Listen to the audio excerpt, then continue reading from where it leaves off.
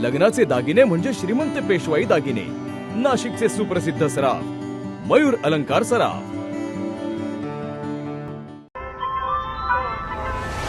ताज्या बातम्यांसाठी नाशिक न्यूजच्या YouTube चॅनलला सबस्क्राईब करा आणि बेल आयकॉनला प्रेस करा।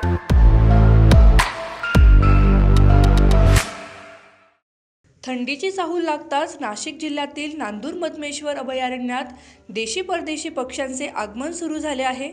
हजारो किलोमीटरचा प्रवास करून आलेल्या विविध प्रजातींच्या पक्ष्यांमुळे अभयारण्य परिसर पुन्हा एकदा गजबजून गेला आहे। नांदूर मधमेश्वर अभयारण्यात मागील काही दिवसात हजारोंच्या संख्येने स्थलांतरित पक्षी हे दाखल झाले असून विविध प्रजातींची बदके, करकोचे, बगळे तसेच शिकारी पक्षी जलाशय परिसरात स्वच्छंद विहार करताना दिसून येत आहेत।